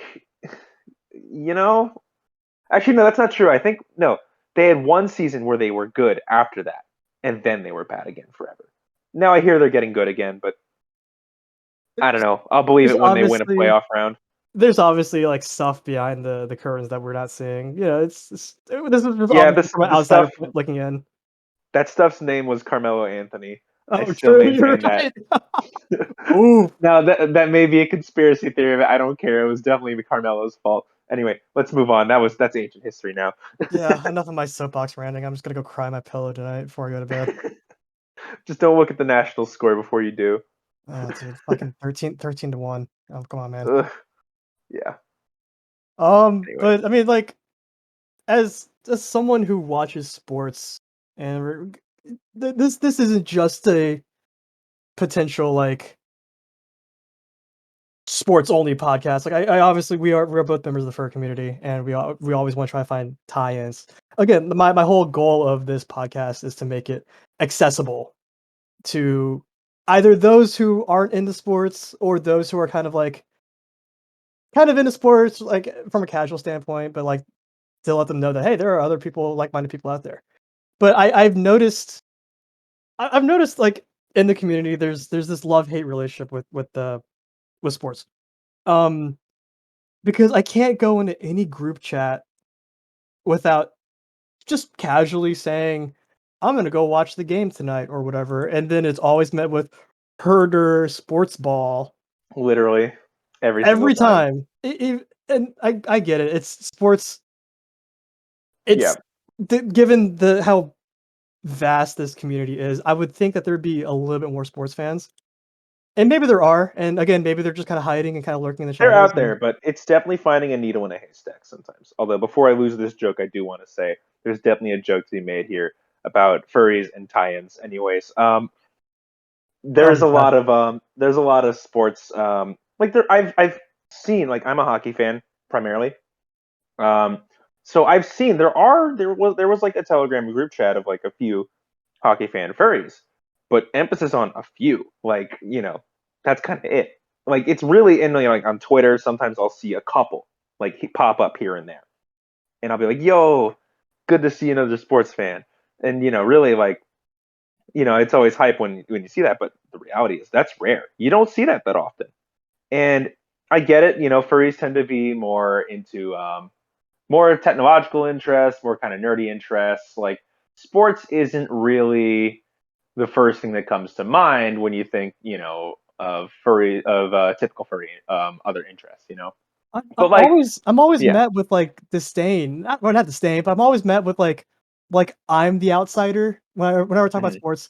And even when I talk about sports with other like non-sports fans or non-sports furries, it's like I'm the weird one, and I'm trying to find why that is. Maybe it's like just a lot of furries were bullied in high school. Don't get me wrong. I mean, I was too, but I mean, maybe it's just that connection with sports jock bully. I don't know, but I really want to get rid of that like stigma. And like, it just may not interest people, and that's fine. I'm cool with that. But I just don't understand the almost like the look down, like getting looked down on for liking sports. I just don't get it. No, yeah, and I think from conversations I've had with people about it, the main sentiment I get is, what's the point? Why do you do this? Why do you sit, especially with me, because I have terrible taste in sports teams, and I root for really bad teams. And so I'll come into chat sometimes, and I'll just be miserable and complaining about my team. like, and how they embarrassed me today or however, and people just ask, like, why do you do this to yourself? Why do you keep doing this when your team does nothing but make you feel bad? Why do you keep watching? And I never really have an answer for them other than it's just like, you don't get it, like, but that's not the answer I want to give, because I want people to get it, because I'd like for people to, to get the appeal and to be into it. So like I try to explain, but really it just kind of feels like I'm coming up with some nonsense. I'll be like, oh, well, I want to, if I suffer with them now, it'll feel even better when they finally win. I have one friend especially who's just like, why don't you just watch the sport because you like it, instead of, hitching your hopes and dreams and, and emotions to one team. Um, and like, some people do that and that's fine, but I feel like it deepens the connection to pick a team for that kind of delayed gratification reason. But, I don't know. I think it's just not something that there's a lot of overlap with people in the furry community with. I mean, I think the closest thing that would overlap is esports, because video games and sports, they overlap. Furries like video games, sports fans like sports. That would be the natural, the meeting point. And when I've talked to like non sports fans in terms of esports, that has somewhat helped. Even though I have a somewhat of a disdain for esports. I think they're overblown. But that may You and just me be because both. I'm not in the. I that might just be because I'm not in the community. I don't play the game. I don't understand it. I look at League of Legends and it looks like a bunch of ants fighting, like two ant colonies fighting each other. I just don't understand what's going on. Oh But man, like, I can hear the pitchforks and chanting right now. no, exactly. Look, I'm not trying to. I'm explaining my ignorance. I'm not trying to rip on esports. I just am explaining where I'm coming from with this. But like, when I have talked to non-sports fans in the context of esports about why it makes sense, then they're like, okay, I kind of get it then. So maybe that's a point of, common, interest that can be used to bring some people in. However, it is a little different because, video games are a little bit more accessible Right. than sports are. And I think the accessibility part of it is also another portion of it as well. I think a lot of furry money goes into art, into video games, into technology, not necessarily into playing sports. So, so I don't know. That there's a lot of theories as to why things are the way they are, but I know there are furry sports fans out there. I'm sure some of them will listen to this podcast, and we love you. We appreciate you. But yeah, so maybe one day we'll get some more broad interest in that, but I don't see it really having a seismic shift. It's just always interesting. I don't ever knock other people's likes or hobbies or whatever, but like I don't know, it's just weird to be on the other end of that. Right. Just like Just like it would that, be that- nice to have people be into our niche interest. you right. know? I mean, it's as a little anecdote on this. The way me and Pavel met, where we were at Furthermore, and in fursuit, I wear my BJJ rash guard and my trunks and everything. And I was walking around with like a WEC belt, which if you know WEC, then you've been around for a minute. But I'm old, so anywho, I was walking around with that, and the every comment I got on that was either like pro wrestling. It was a pro wrestling comment or like a WrestleMania comment, whatever. I'm like, yeah, it's wrong fighting sport, but hey, your heart's in the right place. Blah blah blah blah. And then I come up and say, "Hey, you watching 272 tonight?" And then I absolutely lost my shit. I You're like, absolutely "Wait, you know my what this mind just is?" melted. I was like, all right, cool, you're a real one, thank you. Um, Yeah. I've talked to all of our other friends who were with us at that con, and they were like, this is a magical moment that will never ever happen again, probably. Yep. And then I was just like, all right, cool, you're with our group now. We're just gonna like adopt you, and you're gonna hang out. And we're gonna watch the fight in our hotel room. Basically, yeah. And we ended up missing. It was Masvidal Covington. We ended up missing the main event, but honestly, Yeah, we apparently didn't it miss wasn't that much. great anyway. So whatever. So But yeah, no, it was. So that was cool, like But that's definitely like a needle in a haystack sort of moment there. So oh yeah, I don't think I'll ever have that moment again. I mean, but you found a couple other people. I know Kraftfell and Dusky. Oh yeah, we have a couple of good friends who I've Yeah. also like drawn into our kind of our small little friend group because they are also mixed martial Right. arts, mixed martial arts or BJJ fans or a mix of the both. Right. We should probably get Dusky on here for some for a guest appearance sometime. I think he'd like it. He has a lot of good insight on the game, especially the more technical aspects of like jujitsu. Right. I Right. know Right. he trains pretty regularly too, so that'd be fun. Yeah. Things for the future. But yeah. Speaking So of future, I mean, we got a good card coming up, or not? Yeah, I mean, I mean, we got some good stuff coming up, just in general. I mean, some not good just stuff in the Vera versus pipeline. Cruz. We got Vera versus Cruz I this do weekend. I do think we should touch on the big announcement, of course. What recently was Adesanya versus Pereira was announced. I think for Madison Square Garden. I said this once in the past, and I really hope my words don't come to bite me. I think Izzy has a problem. I think for once, Izzy has somebody who's going to keep up with him, and read his distance, and be able to navigate that. Yeah, I thought that with Cannonier. I thought Cannonier was going to wrestle him. I was very wrong. Yeah, I that one I don't know if I would have agreed with you on. I think that was the optimist in me because I love Izzy. He's dominant. He's a great striker. Obviously, he's probably one of the best strikers out there. Nobody can touch him. I mean, literally nobody can get close enough to touch him. So that's why I was like, I saw this powerhouse of a man. Cannonier he's a big dude. And I thought he was just gonna kind of brute strike his way he fought in. at heavyweight in the past. But the problem is that Izzy knows his distance, and Izzy knows how to use distance as an advantage. Right. And that's ultimately Cannonier's failing, is that he wasn't able to read that as well. Yeah. Granted, from what I heard, Cannonier couldn't get close enough to hit him the entire fight. I half-heartedly watched the fight because the fight happened at Anthrocon. I may have had a little something, and I was kind of slumping out. Not my proudest moment, not gonna lie, but watching the highlights and talking to some friends, I didn't miss that much. So it was an easy fight.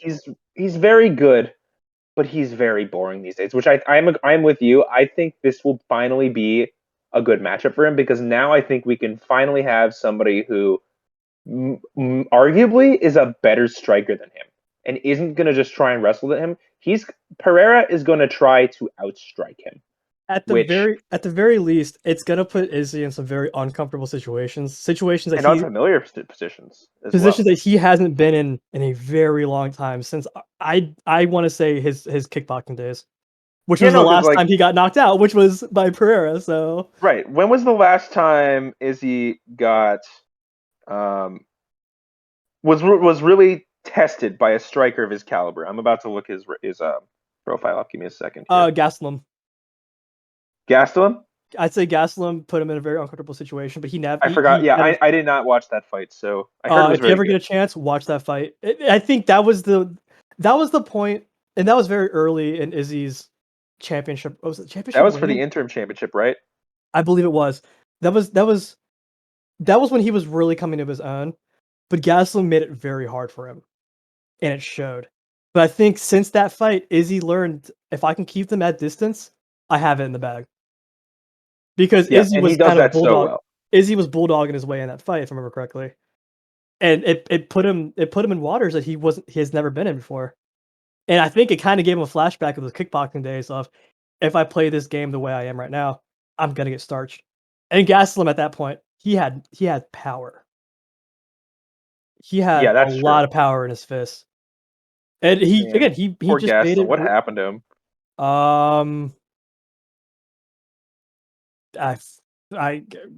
Romero, maybe?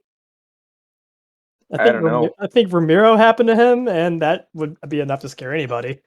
I mean, I guess, yeah. If your Romero looks in your general direction, you're already tapping out. That's all I'm saying. I didn't know that they'd fought.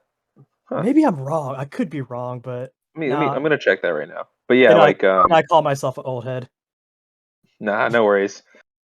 I mean, he had Adesanya. No, he hasn't fought. At least not since Adesanya. No, he hasn't fought him. He's never fought Romero. Never mind. I could be wrong. All right, I was wrong. My bad. Yeah, it happens. I mean, Cannonier. Even then, Cannonier's kind of a bulldog of a man. Right. But going back to Izzy and Pereira, though, I think this is again, I've said it once in a million times. I think this is the time where Izzy's gonna have a gut check.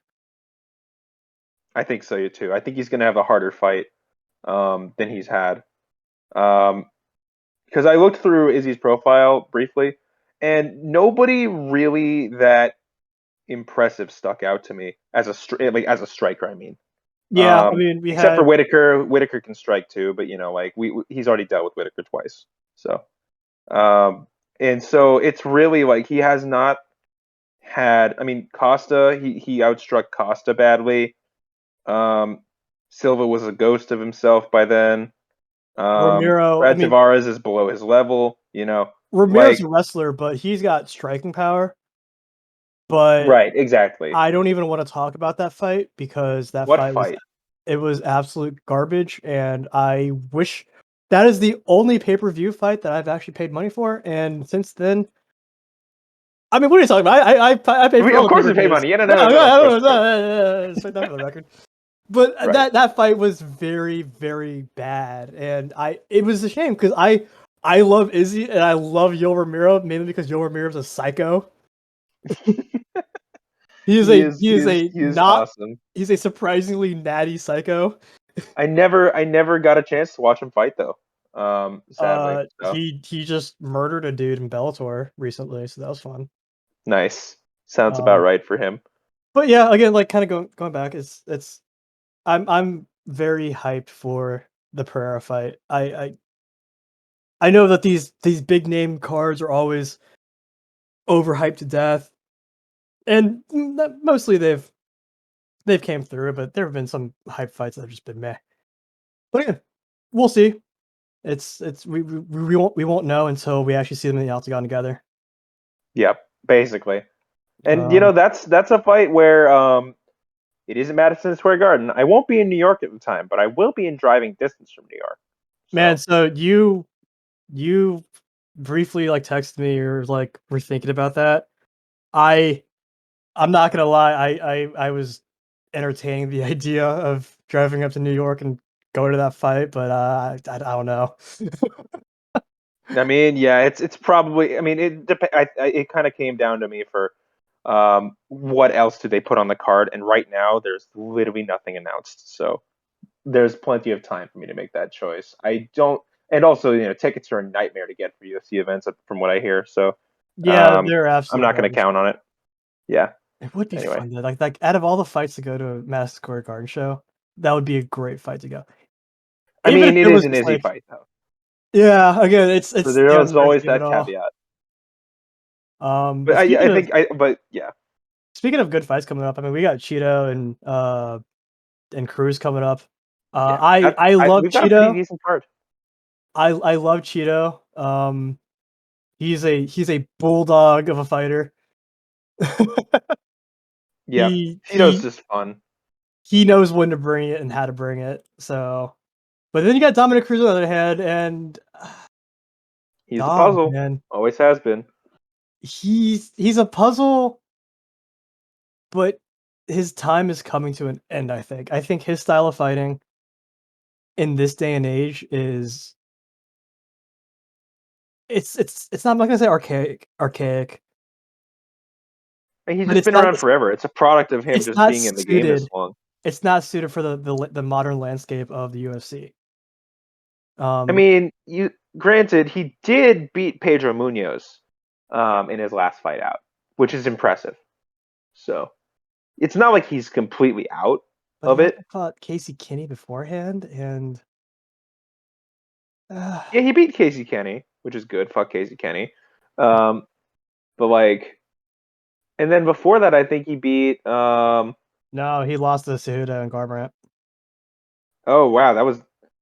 Oh yeah, Cejudo was his last. I mean, he didn't look terrible in the Cejudo fight. It was just very short, and Yeah, Cejudo was better than him. So but he was definitely shooting way too high that's the thing on though. that fight. I think that Dom's fighting style is it's a product of the time because when people think Dominic Cruz, they think of his like unorthodox kind of side skipping style, low hands, kind of sneaks a strike here and there. But that's the problem is that everyone talks about that to the point where it's documented and now it's easy to read it. Right. There's so much footage on him that now it's just really easy to be able to adjust to that and to be able to train that, which means I think Dominic has a problem. I think he's got a problem on his hands, and that name is Vera. But again, we'll see. But Vera is, man, he destroyed Rob Font. It went to decision, yeah. But Oh yeah, no, Rob it Font was looked not like close. he looked like he got thrown through a wood chipper. Yeah, And it looked like it looked effortless. Like he got clipped here, like Cheetah got clipped here and there, but he got outstruck heavily, but it didn't matter in the end because he absolutely destroyed Vaughn. but now with the new rule set where they're actually putting damage as an account, I mean, like, I am scared for Dominic at this point. I mean, but think about it. When was the last time he was really busted up? I don't know. He was a little busted up against Pedro, I think. He looked Never pretty mind. bad. You would know better than I would. He looked pretty bad in the Cejudo, if I remember correctly. He not like terribly busted up, but it showed. Yeah. And also, I mean, Vera is with the Ruka training team, and they got Jason Perillo in his corner. Jason Perillo is a wizard at boxing. Mm-hmm. He always has really good corner advice too. He's definitely one of the better coaches I've seen in a corner. He is a great coach, but he knows how to train his fighters to fight unorthodox and weird fighters. Yeah. And to adjust to them. I mean, Perillo has this tendency to be able to take like a fighter who's very, I'm not gonna say at a disadvantage, but just not at, but there's always something going on with the fighter, or they have a big hole in their game, or he sees a an advantage from the opponent's point of view and is able to adjust to that. Case in point, Michael Bisping. At that Yep. time, if you know, as a lot of people know, Michael Bisping had one eye, and so Yep. he had to teach Bisping how to fight southpaw Which to is keep wild, by the way. to keep, you know, to go in a completely different direction, which Bisping, because Bisping he's fought southpaw before. He knows how to switch the game, but predominantly fight southpaw. To be able to cover up his right eye, That's a and huge change. and to be able to work from a strong side, and then snuck that left hand up, like that's a massive game right there.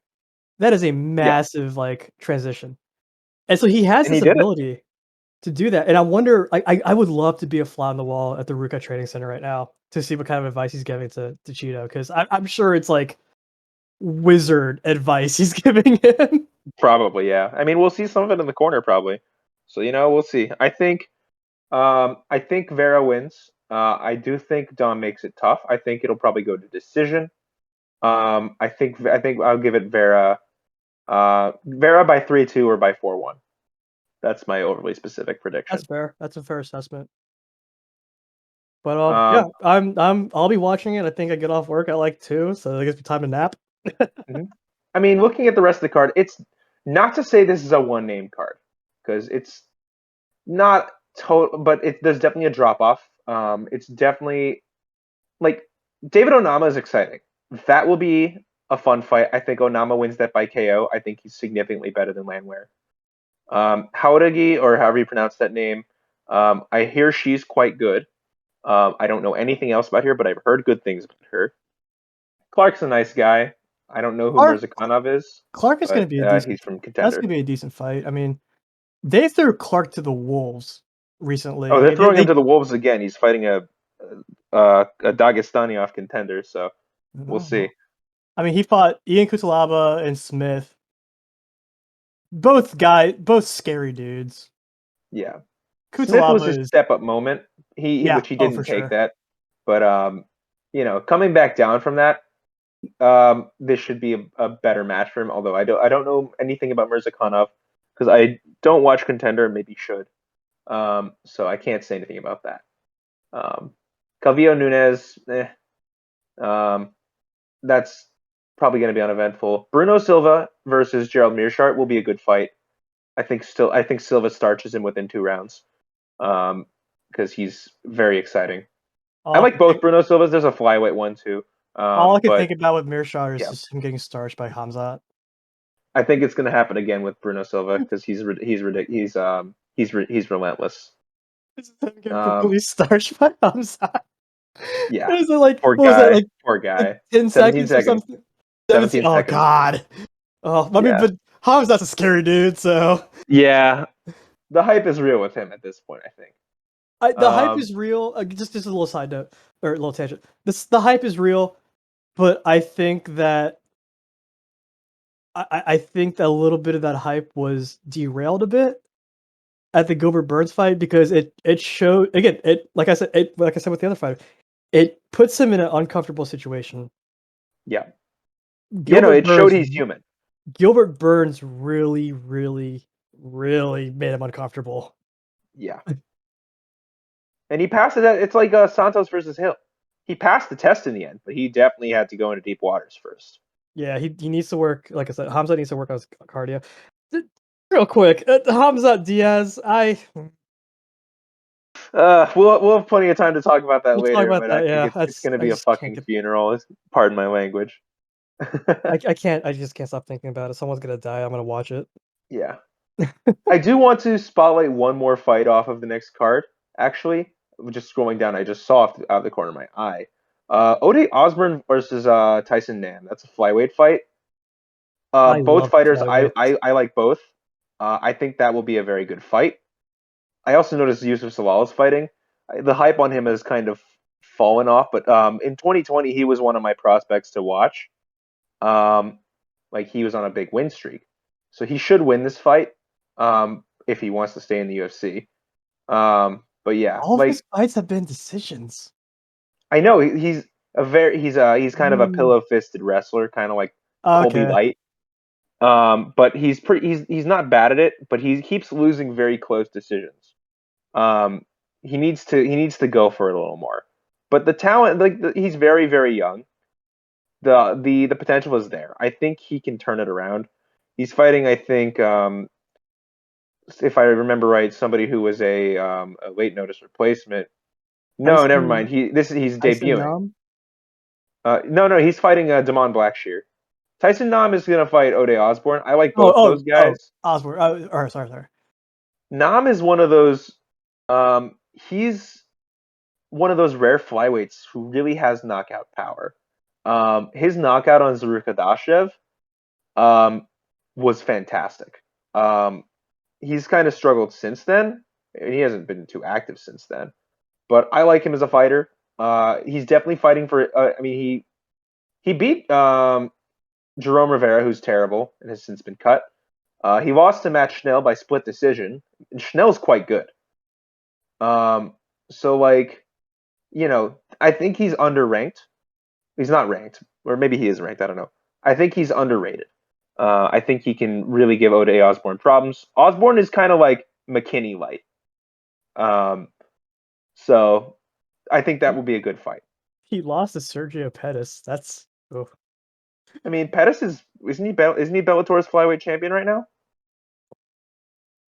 yeah. I think, which I just is he beat I just Kyoji Horiguchi, who's not nobody. I just think of whenever they're like brothers in a fighting series, I always think that there's always one brother that gets all the or there's always one sibling that gets all the True, that gets all the but star power and all Pettis the isn't skill. exactly Pettis isn't exactly burning the world down right now. At one point, Anthony was, and it was weird. True. It was really he got a Wheaties box, and then that whole situation was weird. Yep. One more note on the card. I can't wait to see how Angela Hill loses by a split decision this time. For what it's worth, going without the strange juju that makes her keep losing, but split decisions, I would say this is an easy 30-27 unanimous decision for Godinez, who is a very good wrestler and probably one of the better wrestlers in That's the women's divisions, I would say. that's gonna She's make she's shown really good potential. that's So gonna make Angela really uncomfortable because Angela is a striker. So exactly, but I think she'll find some way to turn it into a split decision because she always does. because I think Angela she's Hill. coming off 4 straight split decision losses, if I'm not right. If I'm not wrong. God. No, I Oh, was wrong. So not 4 straight. She's had 4 total, but she's coming off 3 straight decision losses, one of which was a unanimous decision, or one of which was a split decision. 2 of her last 5 were split decision losses. So I think she loses by a unanimous decision, but we'll see how it goes. Okay, sorry. It's three split decisions in her last 6 fights. She's only won 1 of her last 6, but the fight against Watterson was very good, and also I thought she won that. She definitely beat Claudia Gadelha, but she didn't get the decision. So I don't know. It'll be funny to see how she loses by decision this time. Yeah, Budai's I'll not definitely bad. be there. Benitez is pretty good. And I saw that they moved Lipski Cachoeira onto this card after it was canceled last week. Let's see if Lipski can make weight this time. That's all. That wraps up all I had to say about the card. Sorry, I wanted to get through the fights. You were saying? No, I mean that's a fair analysis of it. I mean, I'm really only going to be there for Shida Dominick, but hey, I mean, again, I would say at least tune in for Onama. He's gonna start Flanware probably round 1, so you might as well tune in. He's quite exciting. So, but you're right. This is a little bit of a 1-fight card. yeah. I think we're gonna get. We have a week off. No, we don't. We have Usman Edwards next week. After that, so that we'll have a little bit more to talk about. I think. I'm gonna have to go back and kind of read up through these fire statistics and whatnot, and just try to make a fair and balanced assessment. But again, pretty much gonna be a 1-fight card. Yeah, no, I mean, hey, look, we said Santos Hill was going to be bad, though. That is true. Again, like I And- said earlier, it's these fight nights, you never know. Exactly. I think there's potential for some good KOs and some decent fights. So we'll see what happens. I'm gonna keep my expectations low so that they can be exceeded, kind of like this week. So, because it's always the events that are hyped the most that seem to let down. Looking at you, UFC London. Womp. Even though I didn't watch that fight, I didn't watch that fight night, and it was probably for the best. Didn't miss much. And also, poor Tom Aspinall. Hope he gets well soon. Yeah, my boy. Poor guy. Yeah. Anywho, I mean, I think this is a good pilot episode. Definitely want to keep this going. Again, we're gonna try to put these episodes out. I'm gonna try and do one every week, probably on a Monday, depending on schedules and whatnot. But definitely, For sure. want to keep this going. We're hopefully we can have guests, and like I said, we have friends who are also in the MMA sphere, and people who kind of follow the sport as much as we do, and we'll probably even have. I also want to get one of our friends. I'm not gonna name him, but I want to get one of our friends who he's been watching the fights with us. Not really much of a sports fan, but kind of watches it to hang out with us. And I want to have him on here to kind of pick his brain about what he thinks about either combat sports or just sports in general. As someone who's he does like baseball. Yeah. We do. He and I bond over our love for the Yankees. So again, yes, you can boo me now. as someone who as kind of like look as an outsider looking in, I want to get his take on this whole thing. But yeah, so this has been our first episode of Dogfight. I literally just set up a Twitter account right now in like the 30 seconds before I decided to do this close. So we got to get our logo. We're gonna get our logo at some point. We're good. Well, I'm probably gonna bang out a small little logo tonight. But follow us at Dogfight Podcast on Twitter. You can follow me, my personal account also at Urijah Stone, and I'll probably put my name and the spelling in the comments and whatnot. Yep, I'll get my socials all straightened out soon because I may make a new account for Pavel. Good shit. Soon. Good shit. We'll see. If that happens, that's go follow that. If not, go follow Seth NY. That's my Twitter. I don't post much, but that's my main account. So yeah, cool. Good pilot. Good show. And we are.